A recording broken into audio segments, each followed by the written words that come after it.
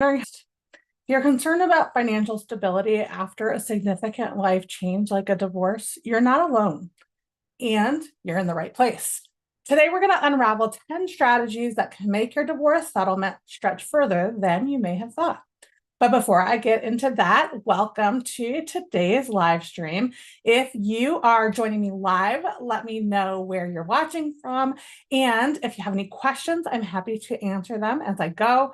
And if you're watching the replay, let me know that as well. I will certainly come back and answer any questions that you may have. For those who don't know me, I'm Leah Hadley. I'm the founder of Great Lakes Investment Management and Great Lakes Divorce Financial Solutions. My team and I are dedicated to helping you navigate the financial decisions that come with life changes, including those that are brought on by divorce. Today, we are diving into 10 effective strategies to stretch your divorce settlement. These insights are designed to offer practical solutions to help your settlement support your new phase of life effectively. So let's get into it. And the first one may feel obvious, I'll be honest with you, and that is to thoroughly understand your settlement. So if you are already divorced, I want you to pull out your paperwork, go back through your final separation agreement, and make a detailed list of anything that is still outstanding, any assets that have not been settled yet, anything that is still needs to be done. You know, when I first started doing this work, I was very surprised that this was an issue. I'll be honest with you. But it comes up with folks all the time. In some cases, you know, it's months later. In some cases, it's years later where assets related to a divorce still have not been settled. You know, the longer that the time passes post-divorce, a lot of times the more complications can come up that are related to that division of assets. So if you can get that done and make sure that you thoroughly understand and make sure that you're getting what you're entitled to. That's the other thing, is a lot of times folks overlook things and don't even necessarily get what they're entitled to. So pull that document out and take a thorough read of it to make sure that you're getting everything that you are entitled to.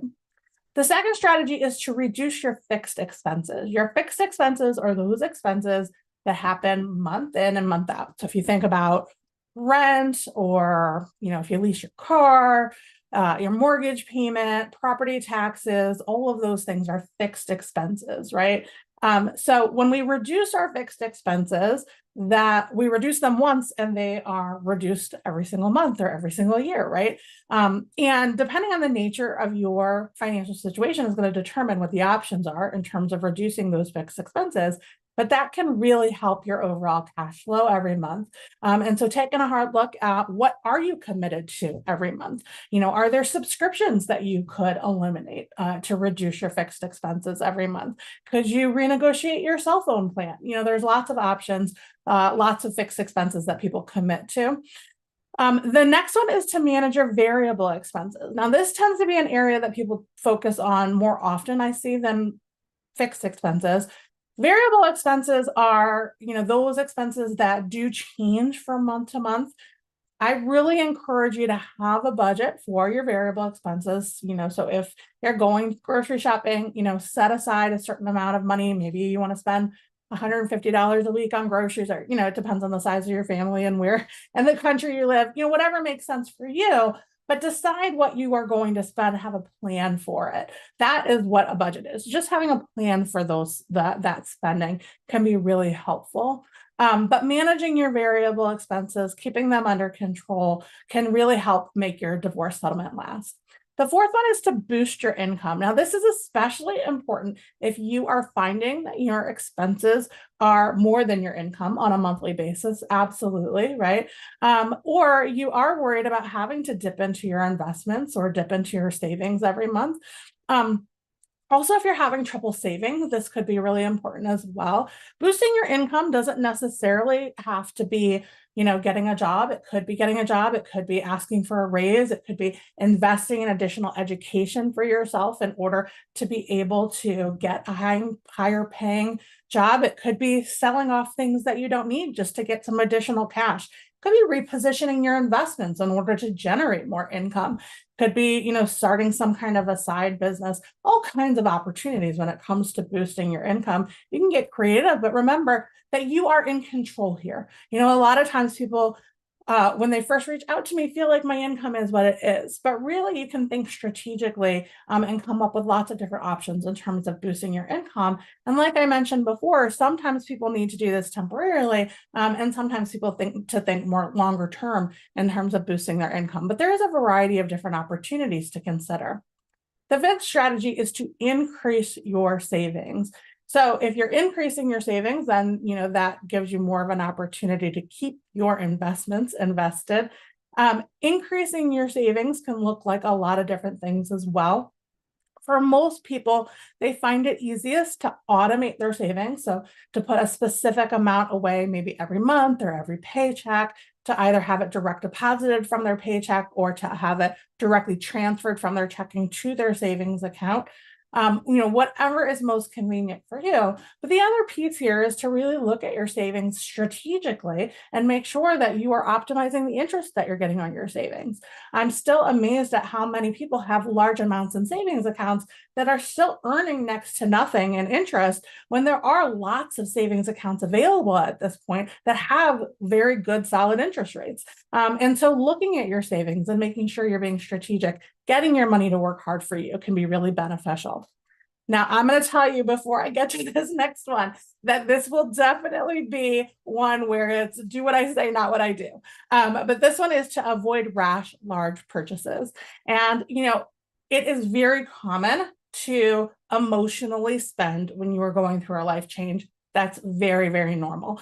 If you have children who are still at home, it is very common to spend more on your children when you're going through a divorce. Even if you have adult children, it's common to, want to take trips with them. I see all kinds of things, right? And I was certainly one who fell into this camp who spent more just following my divorce than I should have. But if you can avoid those large rash purchases, it really can help your money last much longer, especially if it's stuff that you don't need.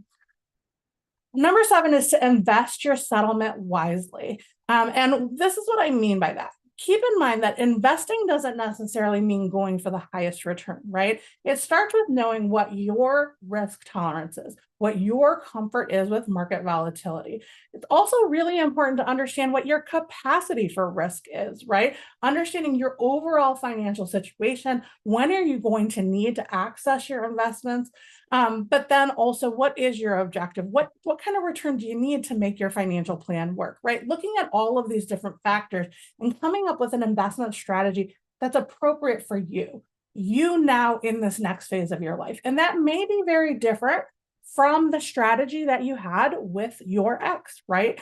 It might not, it might be the exact same, but it's important to take a step back and really be strategic and look at all of these factors, look at your investment accounts and make sure that they really are invested in alignment with a strategy that is appropriate for you and for your individual goals.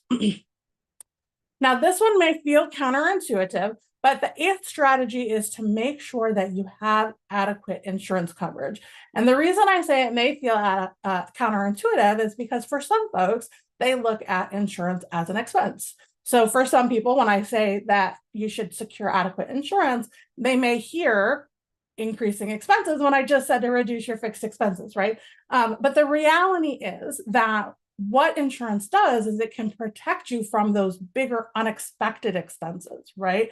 And so it's not about being overinsured. It's about having appropriate insurance, appropriate protection in place based on your financial situation. So that way you don't have those big unexpected expenses that can really eat into your settlement and make it so it won't last as long. The 9th one is to focus on debt reduction. And this is particularly important if you have high interest rate debt, right? That interest expense can be a very big expense for some folks.